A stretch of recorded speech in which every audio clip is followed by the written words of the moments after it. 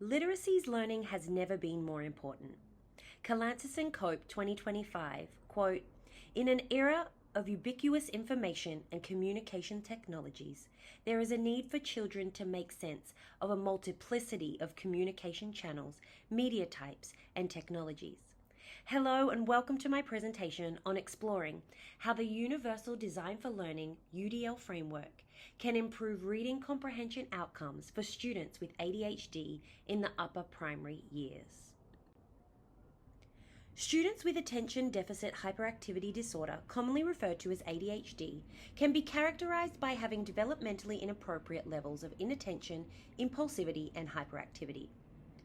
Georgina Barton points out that reading comprehension involves students being able to make sense of content and says similar to fluency, comprehension means a reader can read with speed, accuracy, and understand the text's meaning. Reading comprehension is a complex and dynamic process that takes a variety of interacting factors and certain executive functioning skills to be successful. Knowing that comprehension involves managing multiple interacting and changing focuses, and knowing that students with ADHD experience symptoms of distractibility, poor concentration, and inability to focus, we can understand the statistic that 25 to 40% of students with ADHD are presenting also with low reading comprehension outcomes. When it comes to comprehension tasks, students who have ADHD can focus inflexibly on the decoding processes and give limited attention to the somatic information, often struggling to manage decoding and meaning construction simultaneously. The UDL framework has been created by CAST and provides guidelines for how educators can instruct and incorporate the curriculum content so that barriers are removed and all students can access and participate in meaningful, challenging learning opportunities. They came forth with a new thought that maybe the curriculum, rather than the student, is disabled. This groundbreaking idea of taking the focus away from ADHD being the barrier to learning and instead focusing on the curriculum and instructional practices being the barrier allows educators to use the UDL framework to add flexibility, support, and scaffolding to eliminate these barriers. Children with diverse learning needs present with the varying needs for support, communication, behavior, social interaction, self-determination, self-care, and independent functioning. And this is why the UDL framework can be so effective, as it promotes intentional planning for learner variability using multiple means. Cook and Rao 2018 agree with the UDL framework to intentionally plan, suggesting that instruction should be designed from the outset to reduce barriers for all students. Lowry et al. 2017 points out that studies show that the use of UDL has increased reading outcomes and increased engagement for students with diverse learning needs, stating that the results demonstrate statistically significant increases in reading comprehension.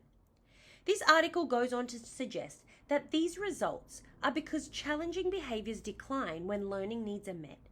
Focusing on individual learning strengths creates independent learners, and using multiple techniques increases accessibility and creates an atmosphere of engagement and confidence. Barton 2025 also agrees, suggesting that for students to succeed in reading comprehension, quality approaches that are engaging and support the students' learning needs are needed. Specific task demands can impact the performance of reading comprehension for students with ADHD. This is why it is so integral for educators to plan for and implement strategies like UDL that encourage multiple means of action and expression. Examples of this include research that found students with ADHD struggled to understand text presented digitally in comparison to text presented in print. Other studies have shown performance of reading comprehension for individuals with ADHD can be hindered when the text is too long or when it must be read silently as opposed to read out loud. Research shows that comprehension can improve for students with ADHD when they are able to write their understandings as opposed to speaking, as it gives them more control over the pace of delivery. Educators intentionally planning to support students with ADHD through meaningful planning and goal setting has been shown to improve reading comprehension. The amount of literature read for this presentation is small in comparison to what is around. However, it can be concluded that the UDL framework is seen to have a positive effect for those with ADHD and other diverse learning needs. Kalansis and Cope, 2025, state, "In a world of profound and subtle diversity, our challenge is to engage with the identities of learners as we encounter them in the classroom."